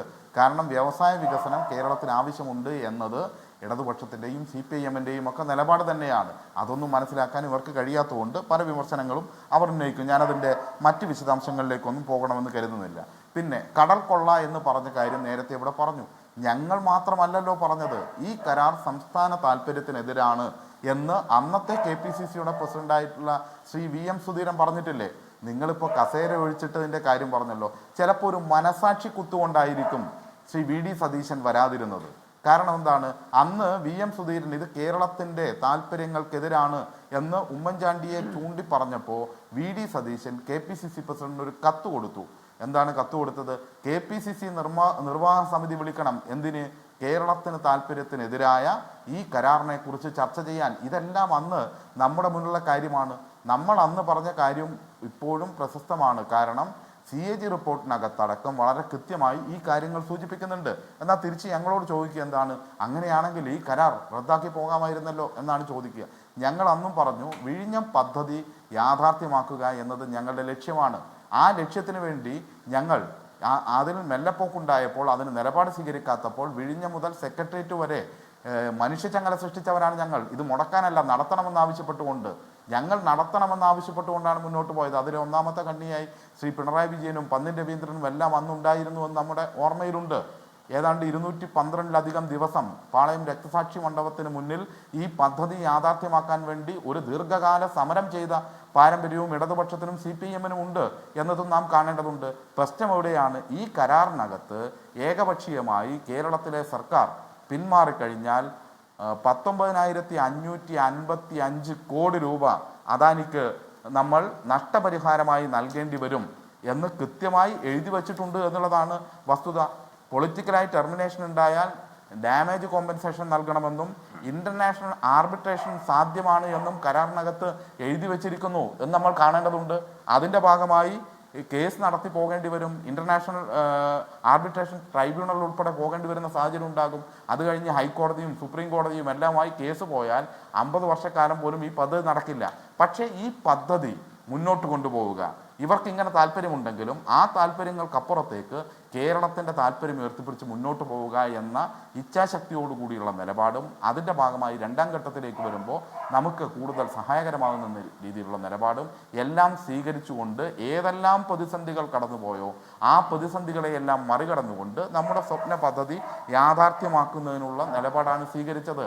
ഞങ്ങൾ പറഞ്ഞ കാര്യം മാത്രമല്ല, അന്ന് ഈ കാര്യങ്ങൾ കോൺഗ്രസിനകത്ത് പറഞ്ഞതാണ്. മാത്രവുമല്ല, സോണിയാഗാന്ധി ഉൾപ്പെടെയുള്ള ആളുകൾക്ക് ആ കാലഘട്ടത്തിൽ ഈ ഉമ്മൻചാണ്ടി ഉണ്ടാക്കി വെച്ച കരാറുമായി ബന്ധപ്പെട്ട അഭിപ്രായ വ്യത്യാസം ഉണ്ടായിരുന്നു എന്നതും നമുക്കെല്ലാം ആ കാലഘട്ടത്തിൽ അറിയാവുന്ന കാര്യമാണ്. ഇപ്പോൾ ഇതിനെയെല്ലാം മറച്ചു വെച്ചുകൊണ്ട് ഇത്രയും മികച്ച ഒരു മുന്നേറ്റത്തിലേക്ക് കേരളം പോകുമ്പോൾ ഞങ്ങൾക്കൊന്നും പറയാനില്ല. അതുകൊണ്ട് കുറേ വിവാദമാകട്ടെ എന്ന് കരുതി പറയുകയാണ്. BJP പ്രതിനിധി സംബന്ധിച്ചിടത്തോളം ആണെങ്കിൽ സമ്മതം ഞങ്ങൾ നൽകി, മേൽനോട്ടം നൽകി, അനുമതി നൽകി എന്നൊക്കെ പറഞ്ഞ് ഇങ്ങനെ ചുഴഞ്ഞു പോവുകയല്ലാതെ നിങ്ങൾ ഇതിനു വേണ്ടി 1 രൂപ ഈ സർക്കാരിന് കേരളത്തിലെ ജനതയ്ക്ക് വേണ്ടി നൽകിയിട്ടുണ്ടോ എന്ന ചോദ്യത്തിന് മറുപടിയില്ല. അപ്പോൾ ഞങ്ങൾ 818 കോടി രൂപ വായ്പ നൽകിയിട്ടുണ്ട് എന്ന മറുപടിയിലാണോ നിങ്ങൾ അവസാനിപ്പിക്കുന്നത്? 818 കോടി രൂപ വായ്പ നൽകിയോ എന്നതല്ല ചോദ്യം. നിങ്ങൾ 1 രൂപ ഈ അഭിമാന പദ്ധതിക്ക് വേണ്ടി ഇതാ മലയാളികളെ നിൽക്കൂ, നിങ്ങൾക്കിതാ തന്നിരിക്കുന്നു എന്ന് പറയാൻ 1 രൂപ നൽകിയിട്ടില്ല. അതിനാണ് നേരത്തെ അഡ്വക്കേറ്റ് ഉല്ലാസ് ബാബു മറുപടി പറഞ്ഞത്. ഇതിന് വേഗം തുടർ അനുമതികൾ നൽകിക്കൊണ്ടിരുന്ന ഒരു കേന്ദ്ര സർക്കാർ എങ്ങനെയാണ് ഇതിന്റെ അടുത്ത പദ്ധതികളിലേക്ക് ഇത് ഓരോ ഘട്ടം കഴിഞ്ഞ് മുന്നോട്ട് പോകാൻ കഴിഞ്ഞതെന്നാണ് അദ്ദേഹം ചൂണ്ടിക്കാട്ടിയത്. അങ്ങനെയല്ല അതിനെ വിലയിരുത്തേണ്ടത്. ഓരോ കാര്യവും കൃത്യതയോടുകൂടി കേരളത്തിലെ സർക്കാർ വളരെ കൃത്യമായി തന്നെ കേന്ദ്ര സർക്കാരിൻ്റെ പിന്തുണ ലഭിക്കേണ്ട നിയമപരമായ കാര്യങ്ങളുണ്ടെങ്കിൽ ആ കാര്യത്തിലായാലും എല്ലാം കൃത്യമായി നടപ്പിലാക്കിക്കൊണ്ടാണ് പോയത്. അതുകൊണ്ടാണല്ലോ നിങ്ങൾ മുൻ BJPയുടെ പ്രസിഡന്റായിരുന്ന K. സുരേന്ദ്രൻ്റെ ഒരു വെല്ലുവിളി നമുക്ക് ഓർമ്മയുണ്ട്. നിങ്ങൾ ദേശീയപാത വികസനം പൂർത്തീകരിച്ചാൽ, നിങ്ങൾ ഗെയിൽ പൈപ്പ് പൂർത്തീകരിച്ചാൽ ഈ ഇച്ഛാശക്തിയെ ഞങ്ങൾ അംഗീകരിക്കുമെന്ന്. ഞങ്ങളുടെ ഇച്ഛാശക്തി അതാണ്. നിങ്ങൾ പണം നൽകുന്നുണ്ടോ എന്നല്ല. ഇവിടെ ഈ പദ്ധതിക്ക് 818 കോടി രൂപ വയബിലിറ്റി ഗ്യാപ്പ് ഫണ്ട് ഗ്രാൻഡായി നൽകുന്നതിന് പകരം വായ്പയായി നൽകുന്നു. ദേശീയപാത വികസനത്തിൻ്റെ ഭാഗമായി 5000-ൽ പരം കോടി രൂപ മറ്റൊരു സംസ്ഥാനവും ചെലവഴിക്കാണ്ടാത്ത രീതിയിൽ കേരളം ചെലവഴിക്കേണ്ടി വരുന്നു. ഇങ്ങനെയൊക്കെ വന്നാലും രാജ്യത്തിന് അഭിമാനകരമായ രീതിയിൽ കേരളത്തിൻ്റെ വികസനം മുന്നോട്ട് പോകുന്നു എന്നതാണ് കാര്യം. ആ കാര്യത്തെയാണ് ഇത് മലയാളികളുടെ നേട്ടമായി കാണുകയാണ്. ആ നേട്ടത്തെ തങ്ങൾക്ക് വല്ലാത്ത ഭയപ്പാടായി കാണുന്ന ആളുകൾ ചിലപ്പോൾ പരിപാടിക്ക് വരില്ല, അതിന് വേറെ കാര്യങ്ങൾ പറയും. പ്രധാനമന്ത്രിയുടെ പരിപാടി ഉൾപ്പെടെയുള്ള കാര്യങ്ങൾ പ്രോട്ടോകോൾ അനുസരിച്ച് തീരുമാനിക്കും. അവിടെ വന്ന ലിസ്റ്റിലും അതുപോലെ തന്നെ കസേരയുടെ മുകളിലുമൊക്കെ ഈ പറഞ്ഞ സതീശൻ്റെ പേരൊക്കെ കൃത്യമായിട്ടുണ്ട്. പക്ഷേ സതീശനെ സംബന്ധിച്ചിടത്തോളം ഉള്ള ഒരു ഉള്ളിൽ കുത്ത് എന്ന് പറയുന്നത് അല്ല. പക്ഷെ അപ്പോൾ അവിടെയും മന്ത്രിമാർ ആദ്യം പറഞ്ഞത് പിന്നീട് അതിൽ മാറ്റി പറഞ്ഞത് അതൊക്കെയാണ് ഈ സംശയം ഉണ്ടാക്കുന്നത്. സജീഷ്, വാസവനെ പോലെയുള്ളവരും ശിവൻകുട്ടിയെ പോലെയുള്ളവരും ഒക്കെ ആദ്യം പറയുന്നത് ഞങ്ങളുടെ പരിപാടിയാണ്, 4ാം വാർഷികത്തിന്റെ പരിപാടിയാണ്, അതിൽ എന്തിനാണ് പ്രതിപക്ഷ നേതാവ് അവർ ബഹിഷ്കരിച്ചിരിക്കുകയാണല്ലോ എന്നൊക്കെ ആദ്യം പറഞ്ഞിട്ട് പിന്നീട് മാറ്റി പറയുന്നതാണ് നമ്മൾ കണ്ടത്. അവിടെയാണ് ഈ സംശയം ഉണ്ടാകുന്നത്. അപ്പോൾ സംസ്ഥാന അധ്യക്ഷൻ BJPയുടെ സംസ്ഥാന അധ്യക്ഷൻ അവിടെ കൃത്യമായി തന്നെ ഉണ്ട് എന്നുള്ളിടത്താണ് അവർക്ക് വിയോജിപ്പ് വരുന്നത്. ഞാൻ ചർച്ചയുടെ അവസാന ഘട്ടത്തിലേക്ക് നമ്മൾ എത്തുമ്പോൾ ചെറിയ ചെറിയ മറുപടികൾ 3 പേരിലേക്ക് കൂടെ ഒരു തവണ കൂടി എനിക്ക് പോകേണ്ടതുണ്ട്. അഡ്വക്കേറ്റ് ഉല്ലാസ് ബാബു, പ്രധാനപ്പെട്ട 2 കാര്യങ്ങൾ, അതായത് ഇപ്പോൾ രാജീവ് ചന്ദ്രശേഖരുടെ അവിടുത്തെ പ്രസൻസ്, ആ സാന്നിധ്യം അതെങ്ങനെ വന്നു എന്ന് കോൺഗ്രസ് ചോദിക്കുന്നുണ്ട്. അത് ആരുടെ ലിസ്റ്റാണ് എന്ന് പറയുന്നു, അത് അവിടെ നിന്ന് വന്ന ലിസ്റ്റാണ് എന്നതാണ് ഇവിടുത്തെ CPIMന്റെ വിശദീകരണം. ഈ വേദിയിൽ നമുക്കറിയാം ഗവർണർ, അതുപോലെ പ്രധാനമന്ത്രി, മുഖ്യമന്ത്രി, ഇവർക്കൊക്കെ ഒപ്പം മന്ത്രിമാർ, മറ്റുള്ള ചില മന്ത്രിമാർ സദസ്സിലാണ്. അത് മുഹമ്മദ് റിയാസിൻ്റെ ഒരു സെൽഫിയും ഒരു പോസ്റ്റും ഇതേക്കുറിച്ച് കണ്ടത്, അത് താങ്കൾ കണ്ടിട്ടുണ്ടാകുമെന്ന് എനിക്കറിയാം. അപ്പോൾ അതിനും ക്ഷണിക്കുന്ന ഈ പരിപാടി നടക്കുന്നതിനും 1 മണിക്കൂർ മുൻപ് നേരത്തെ അവിടെ വന്നിരുന്നിട്ട് അദ്ദേഹം എന്താണ് കാണിച്ചതെന്ന് താങ്കൾ കണ്ടിട്ടുണ്ടാകും. മുദ്രാവാക്യം വിളിക്കുകയാണ്, പ്രവർത്തകർക്കൊപ്പം അവിടെ മുഷ്ടി ചുരുട്ടി മുദ്രാവാക്യം ഒറ്റയ്ക്കിരുന്ന് വിളിക്കുന്ന BJP സംസ്ഥാന അധ്യക്ഷൻ. അദ്ദേഹത്തിൻ്റെ ഇവിടുത്തെ പ്രസക്തി എന്താണ് എന്നതാണ് താങ്കളുടെ അതിലെ ടേക്ക് എന്താണ്? അതുപോലെ തന്നെ ഈ പരിഭാഷപ്പെടുത്തിയത്, ആദ്യം BJPയുടെ ഭാഗത്തുനിന്ന് വന്നൊരു പ്രതികരണം അത് സംസ്ഥാന സർക്കാർ നിയോഗിച്ച പരിഭാഷകനാണ് എന്നാണ്. പിന്നീട് ഇതേ ആൾ തന്നെ, ഈ പരിഭാഷപ്പെടുത്തിയ ആൾ തന്നെ പറയുകയാണ്, എനിക്ക് കേന്ദ്രമാണ് എന്നെ നിയോഗിച്ചത്, അറിയിപ്പ് കിട്ടിയത് കളക്ടറേറ്റിൽ നിന്നാണ്, താൻ കേട്ടില്ല എന്ന് പറയും. നമുക്കത് മനസ്സിലാക്കാം. പക്ഷേ ഇടതുപക്ഷത്തിന് ഇഷ്ടമില്ലാത്തത് തർജിമ ചെയ്യാതെ, അതുപോലെ നല്ല മലയാളത്തിൽ പറയേണ്ടത് പലപ്പോഴും ഇംഗ്ലീഷിൽ പറഞ്ഞു, ഇങ്ങനെയൊക്കെ BJPയുടെ ഭാഗത്തുനിന്ന് തന്നെ വിമർശനം വരികയാണ്. ഈ 2 കാര്യത്തിലുള്ള താങ്കളുടെ മറുപടി ചുരുക്കി. അല്ല, ഒന്നാമത്തെ കാര്യം എന്ന് പറയപ്പെടുന്നത് ബഹുമാനനായിട്ടുള്ള ഞങ്ങളുടെ സംസ്ഥാന അധ്യക്ഷൻ ശ്രീ രാജീവ് ചന്ദ്രശേഖർ അവിടെ വന്നു. അത് ആരുടെ തീരുമാനമാണെന്ന് പറഞ്ഞു. CMO വിളിച്ചാലും PMO വിളിച്ചാലും ഞങ്ങളെ സംബന്ധിച്ച് രാജീവ് ചന്ദ്രശേഖരന് ക്ഷണം കിട്ടിയാൽ രാജീവ് ചന്ദ്രശേഖർ പോവും. ഇന്ത്യ മഹാരാജ്യത്തെ ഏറ്റവും കൂടുതൽ MLA-മാരും ഏറ്റവും കൂടുതൽ MP-മാരും ഏറ്റവും കൂടുതൽ സംസ്ഥാനങ്ങളും ഭരിക്കുന്ന, കേന്ദ്രവും ഭരിക്കുന്ന ഭാരതീയ ജനതാ പാർട്ടി എന്ന് പറയപ്പെടുന്ന വലിയൊരു പ്രസ്ഥാനത്തിൻ്റെ ഒരു സംസ്ഥാന അധ്യക്ഷനെ സംബന്ധിച്ചിടത്തോളം സ്വാഭാവികമായിട്ട് PMO ക്ഷണിച്ചാൽ അല്ലെങ്കിൽ CMO ക്ഷണിച്ചാൽ കേരളത്തിൻ്റെ മൊത്തമായിട്ടുള്ള വലിയൊരു വികസന പദ്ധതിയുടെ ഭാഗമായിട്ടുള്ള വലിയൊരു പദ്ധതിക്ക് ക്ഷണിച്ചാൽ 100% അദ്ദേഹം പോവും. അതിലൊരു തെറ്റുമില്ല. ഇനി കോൺഗ്രസിൻ്റെ പ്രസിഡന്റ് വന്നാലും അതിൽ തെറ്റില്ല, മാണി കോൺഗ്രസിൻ്റെ പ്രസിഡന്റ് വന്നാലും അതിൽ തെറ്റില്ല, CPIയുടെ പ്രസിഡന്റ് വന്നാലും അതിൽ തെറ്റില്ല. പ്രോട്ടോകോൾ ഉള്ളതുകൊണ്ട് പ്രതിപക്ഷ നേതാവിന്റെ കാര്യത്തിൽ പോലും ഉത്തരവാദിത്തമില്ല. അത് ഞങ്ങളുടെ കുറ്റമല്ലല്ലോ. BJP ആഫീസിനാണ് ഇത് തീരുമാനിക്കുന്നതെന്നുണ്ടെങ്കിൽ ഒരു സംശയവും വേണ്ട. വികസനം നടക്കുന്ന സമയത്തല്ല രാഷ്ട്രീയ മാത്രമല്ല ഇങ്ങനെ മുദ്രാവാക്യം മുഴക്കുകയും നേരത്തെ വന്നിരിക്കുകയും ഒക്കെ ചെയ്യുന്ന, അങ്ങനെ കാണിക്കേണ്ടത് ഒരു രാഷ്ട്രീയ വേദിയാണോ, ഇതൊരു രാഷ്ട്രീയ പരിപാടിയാണോ? പെട്ടെന്ന് ഉത്തരം പറയണ്ടേ. പിന്നെ മുദ്രാവാക്യം വിളിച്ചു വന്നു രാജീവ് ചന്ദ്രശേഖർ മുദ്രാവാക്യം ഒന്നുമില്ല. അതിൻ്റെ മുൻപിലുള്ള പ്രവർത്തകർ അവിടെ മുദ്രാവാക്യം വിളിക്കുന്നത് സ്വാഭാവികമായിട്ട് ഹായ് അനുജ എന്ന് പറയുമ്പോൾ ഞാൻ തിരിച്ച് കൈ പറയും, ഇത്രയേ ഉള്ളൂ. ഇതേപോലെ അല്ലെങ്കിൽ അനുജ തിരിച്ച് കൈ പറയും, ഇത്രയേ ഉള്ളൂ. ഇതേപോലെ അവിടെ മുദ്രാവാക്യം വിളിക്കുമ്പോൾ അദ്ദേഹം അതൊരു സംസ്ഥാന അധ്യക്ഷനാണ്, അതിനൊന്ന് അഭിസംബോധന ചെയ്തു. ഇത്ര കാര്യമില്ല. അല്ലാണ്ട് വേറെ ഒരു വലിയൊരു സംഭവം അല്ലെങ്കിൽ അത്ര വലിയ വിഷയമാക്കി എടുക്കുന്ന ഒരു വലിയ കാര്യമൊന്നുമില്ല. നിങ്ങളത് വലിയ ചർച്ചയാക്കി എടുക്കുന്നു. അതിന് മുഹമ്മദ് റിയാസിൻ്റെ വിഷയം, മുഹമ്മദ് റിയാസ് അദ്ദേഹത്തെ തന്നെ ഒരു ആത്മകഥ നടത്തിയതാണ്. അദ്ദേഹം പല കാര്യങ്ങളും നേടിയെടുത്തിട്ടുള്ളതുപോലെ പല സൂത്രപ്പണികളിലൂടെ. അപ്പോൾ അദ്ദേഹത്തിന് അദ്ദേഹമായിട്ട് തോന്നിയിട്ടുണ്ടാവും അത് അങ്ങനെയല്ല, കാര്യം ഇങ്ങനെയാണ്. ബഹുമാനായിട്ടുള്ള മുഖ്യമന്ത്രിയുടെ ഭാര്യയും ബഹുമാന്യമായിട്ടുള്ള മുഖ്യമന്ത്രിയുടെ മകളും ബഹുമാന്യമായിട്ടുള്ള മുഖ്യമന്ത്രിയുടെ കൊച്ചുമോനും എല്ലാ അവലോകന യോഗങ്ങളിലും പങ്കെടുത്തതിനെയൊന്നും ഞങ്ങൾ ചോദ്യം ചെയ്യുന്നില്ല. അത് മോശത്തരമായതുകൊണ്ടാണ്. 2 പരിഭാഷകനെ കുറിച്ച് ഞാൻ തുടക്കം തന്നെ പറഞ്ഞല്ലോ. ഒരു വ്യക്തിയെ പരിഭാഷ ചെയ്യുന്ന പ്രധാനമന്ത്രിയാണ്.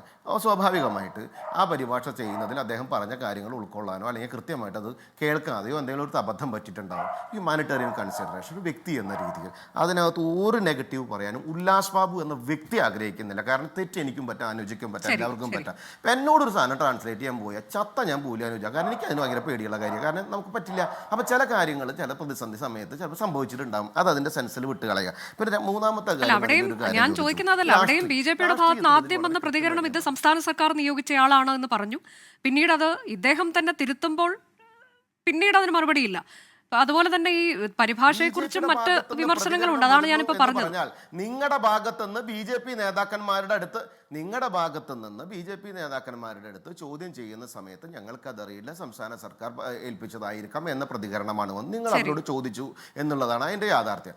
65,000 കോടി രൂപയുടെ നാഷണൽ ഹൈവേയും 375 3402 കോടി രൂപയുടെ റെയിൽവേ പദ്ധതിയും അതിൻ്റെ 1970 മുതൽ തുടങ്ങി 2014 വരെ നടപ്പിലാക്കാത്ത ആലപ്പുഴ ബൈപ്പാസ് കൃത്യമായി നടപ്പിലാക്കിയതും അങ്ങനെ കേരളത്തിനോട് കേന്ദ്രം കാണിച്ചിട്ടുള്ള അടിപൊളി കാര്യങ്ങൾ നിങ്ങളൊന്ന് ചിന്തിച്ചു നോക്കിയാൽ മതി.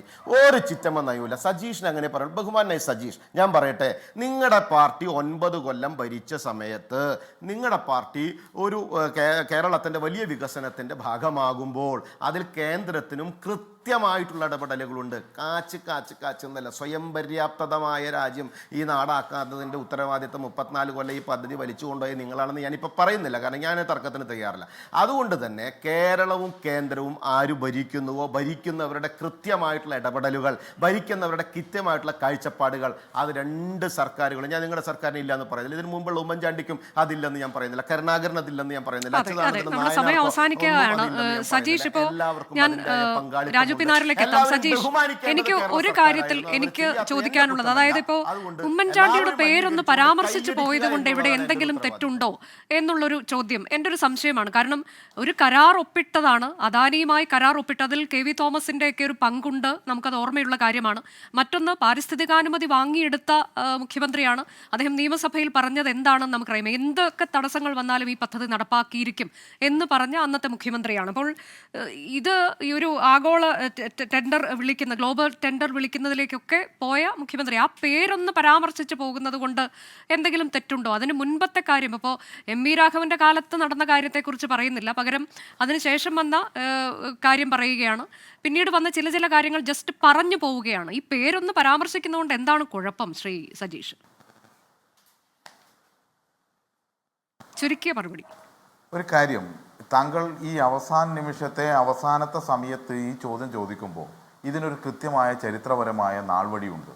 നിങ്ങൾക്ക് നല്ല മാധ്യമ പ്രവർത്തനം സാധ്യമാണെങ്കിൽ നേരത്തെ 1996 നയനാർ സർക്കാരിൻ്റെ കാലത്ത് ശാസ്ത്രീയ പഠനം നടത്താൻ വേണ്ടി കുമാർ ഗ്രൂപ്പിനെ ഏൽപ്പിച്ചത് മുതലുള്ള കാര്യങ്ങൾ പരിശോധിച്ചു പോകേണ്ടതാണ്. അത് തൊട്ടിങ്ങോട്ട് തുടങ്ങിയ ഒരുപാട് കാര്യങ്ങളുണ്ട്.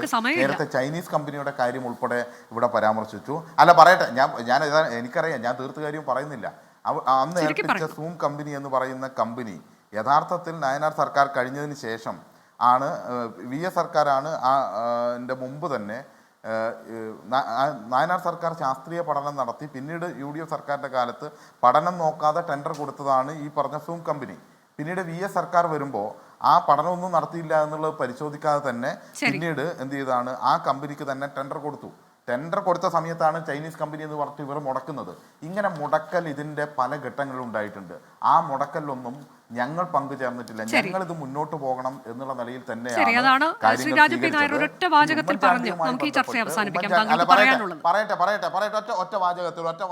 പറയാം. അതെ, നമ്മുടെ സമയം പൂർണ്ണമായി അവസാനിച്ചിരിക്കുന്നു. പിന്നീട് അവസരത്തിൽ ഇത് നമുക്ക് കുറച്ചുകൂടി വിശദമായി ചർച്ച ചെയ്യാം. വളരെ നന്ദി Shri Raju P Nair, Shri SK Sajeesh, advocate Ullas Babu ചർച്ചയിൽ പങ്കെടുത്തത്. എൻകൗണ്ടർ പ്രൈം അവസാനിക്കുന്നു.